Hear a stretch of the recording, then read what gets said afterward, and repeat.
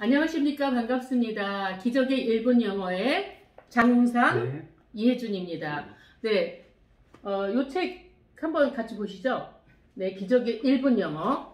이 책은 하루에 1분씩만 읽어도 내용이 머리에 쏙쏙 들어오는 영어의 기적을 체험할 수 있는 책입니다. 옆에 계신 우리 장웅상 박사님, 네, 인사해 주시죠. 예, 안녕하세요. 기적의 1분 영어의 저자 장웅상 박사입니다. 네, 본인이 본인 소개 간단히 해주실까요? 예, 저는 한 10개 정도 학위를 박사 포함해서 공부를 했고요.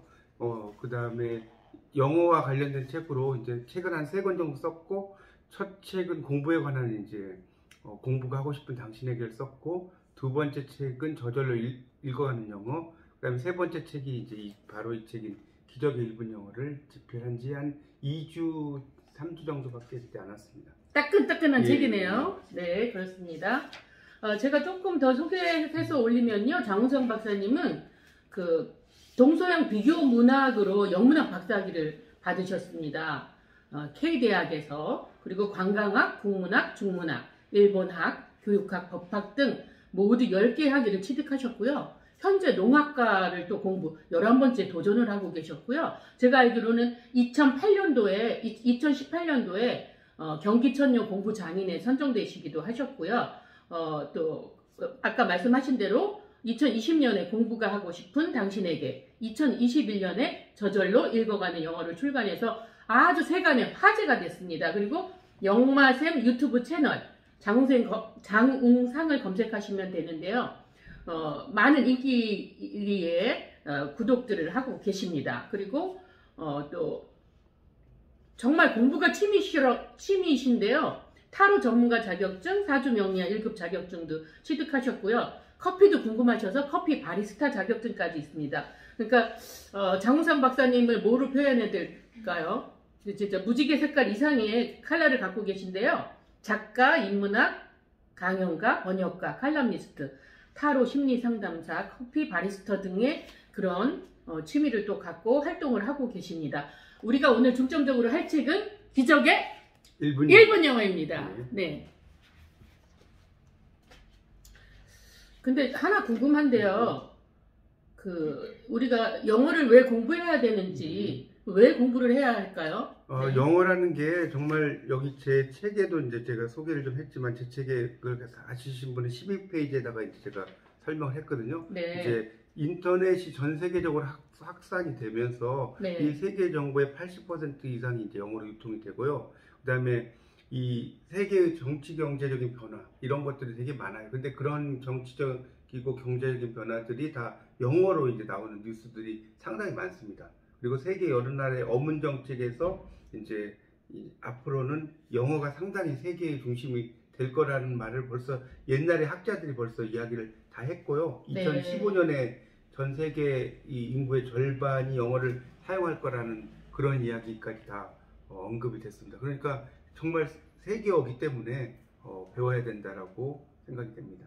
네, 영어 외에 또 만약에 더 배운다면 어떤 언어를 해야 될까요? 영어 외에는 이제 중국어, 그다음에 네. 스페인어, 아랍어 정도가 가장 중요한 언어라고 생각이 됩니다.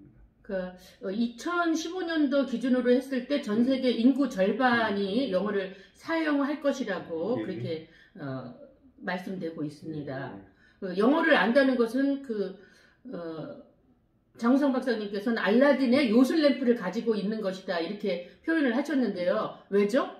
영어라는 것이 이제 네. 정말 그것을 알면 정말 세계의 역사 또 불교의 경전, 심지어 요즘에는 사서삼경까지도 그 제임스 레게라고 하는 영국의 선교사가 다 번역을 할 정도이기 때문에 네. 이 동양 철학을 공부함에 있어서 특히 네. 또 한학을 공부함에 있어서도 네. 영어와 관련된 어떤 동양 철학을 접근하는 그런 책들이 무진장 많습니다. 그래서 네. 영어를 꼭 영문학이라든가 이런 것만 공부한다고 되는 게 아니고요. 네.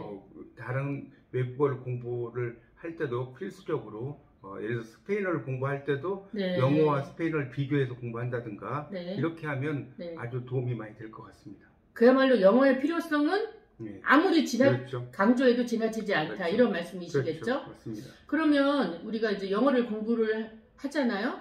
방법, 테크닉이라고 하나요? 그러니까 방법은 어떻게 그렇죠. 될까요? 영어 방법은 제가 이제 교재에 네. 그 13페이지에 이제 썼는데요. 네. 이 크라시엔의 I+1 모형으로 이제 제가 설명을 좀 했어요. 여기서 I가 I는 인풋이라고 해서 인풋, 아웃풋 할 때 그렇죠. 인풋 말하는군요. 네, 그 I 네네네. 인풋입니다. 네네. 그 플러스 1인데, 그러니까 우리가 이제 일반적으로 내면에서 공부를 하고 싶은 욕망이 막 싹트지 않습니까? 그렇죠. 그걸 내적 동기라고 이야기를 하는데, 네네네. 그 내적 동기를 잘 형성을 시키려면 특히 이제 문학 작품의 강독을 통해서 네. 영어를 학습하는 거, 이것이 가장 중요하다고 생각이 됩니다. 그럼 문학 작품 좀 우리가 쉽게 접근할 수 있는 거 뭐? 네, 예를 들면 어떤 저도 게 이제 있을까요? 시사 영어사에서 여러 책들이 나오는데요. 아, 네네. 네, 그 중에서도 이제 저는 진주라고 하는 작품을 많이 강력하게 이야기를 하고 싶은데요. 네. 그 진주란 작품이 존 스타인백이라고 하는 1930년대에 분노의 포도라는 작품을 쓴 작가로 유명한데요. 네네네. 이분의 작품들이 이제 상당히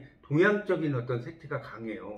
그리고 네. 내용도 되게 짧고, 네. 특히 이제 진주 같은 경우는 인간의 욕심 이런 네. 것들에 대한 어떤 깊은 이야기를 하고 있습니다. 이거는 이제 제가 진주는 뒤에 기적의 1분 영화에서 진주와 관련된 이야기를 좀 써놓은 게 있거든요. 진주가 여기 펄을 말하나요? 네, 그렇죠. 펄인데요. 네네네. 네, 진주인데, 그러니까 어린아이, 주인공 키노의 어린아이인 코요티토가 정갈에 물렸을 때, 네. 이 주인공 키노가 그 어린아이를 구하기 위해서 백방으로 이제 마을을 갔는데도 사람들이 도와주질 않는데, 나중에 엄청나게 큰 진주를 발견해요, 이 키노가. 네. 그러자 이제 사람들이 그 진주의 욕심을 막 갖게 되고, 네. 결국은 이 추격대의 추격을 피해서 도망을 가다가 추격대의 총에 이 아들인 코요티토가 맞아서 죽게 되고, 네. 결국 이 주인공이 키노가 진주를 바닷속에 던지면서 이야기가 끝납니다. 상당히 그러니까 지나친 욕심과 관련돼서 뭐 상당히 생각을 할 거리가 많아서 저는 강력히 이제 추천하는 작품. 잘 알겠습니다. 그러니까 내적 동기를 잘 형성하기 위해서는 문학 작품의 강독을 통해서 그렇죠. 영어 학습하는 게 중요하다, 이런 말씀을 해주셨고요.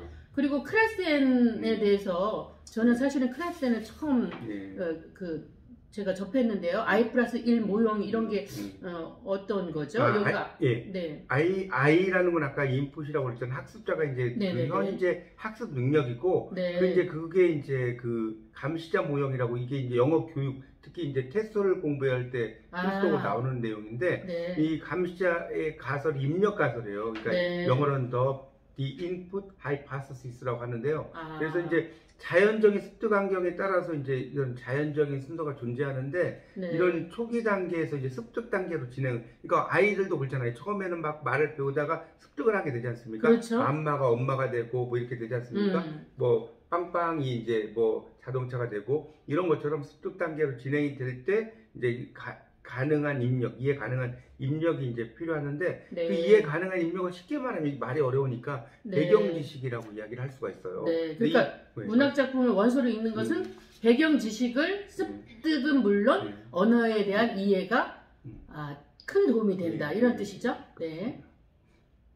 그래서 이제 문학 작품을 이제 읽으면 그 속에 이제 정말 생활 영어, 관용적 표현, 또 용어, 그다음에 그 당시의 사회상 등 여러 가지가 그 속에 들어있기 때문에 이 문학 작품을 통해서 읽는 거. 저는 이제 그래서 대학에서 공부할 때 한 10권 이상의 문학 작품들을 많이 읽어봤습니다. 그래서 그런 것들이 많이 이제 공부에 도움이 되고, 또 이 제 책에도 이제 제가 이 문학 작품에서 이제 관련된 그런 그 표현들, 이런 것들을 이제 많이 이 책에다가 이제 언급을 했거든요. 그러니까 그런 것들도 이제 나중에 이제 제 책을 보시면, 예를 들어서 특히 71페이지를 펴보시면 이렇게 이제 제가 실제로 공부했던 로미오와 줄리엣의 원서가 있어요. 그러니까 이걸 안 믿으실 것 같아서 제가 실제로 책에다가 절대 믿습니다.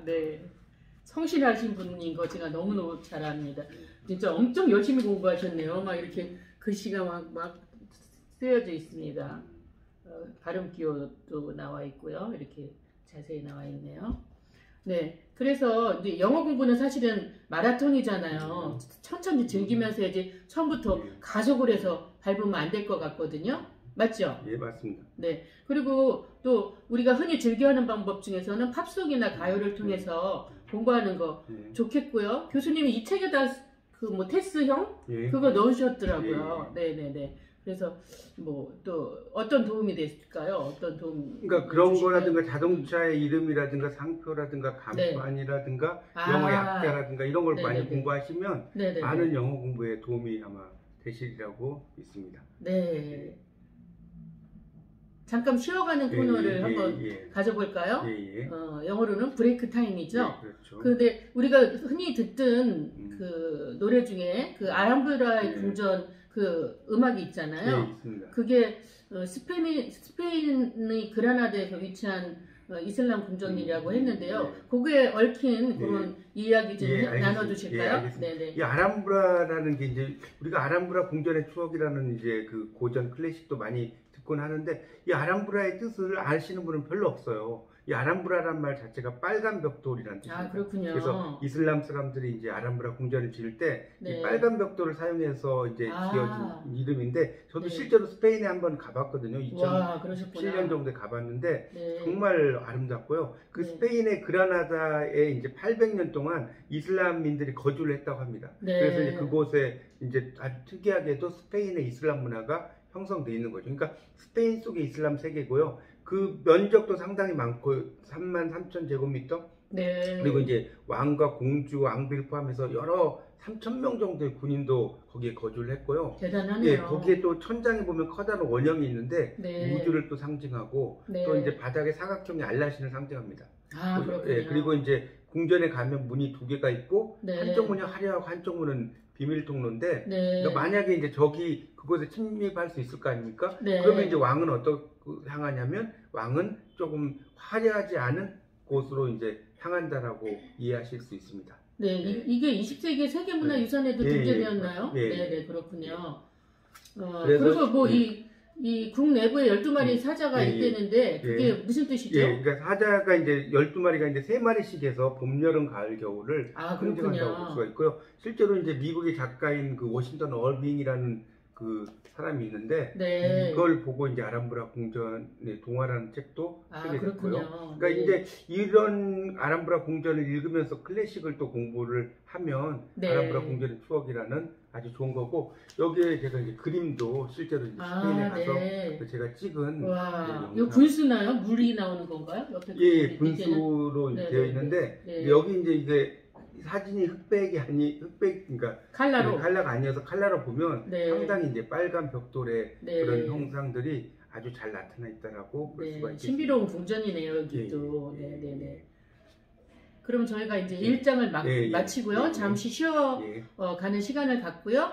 차 한잔 드시고 오세요. 감사합니다. 다음 2장은 문학과 노래를 통한 영어 공부의 시간을 마련하도록 하겠습니다. 이상 기적의 1분 영어 장홍상 이혜준의 박사님의 기적의 1분 영어 1차 시간을 마치겠습니다. 잠시 쉬었다 가죠. 감사합니다.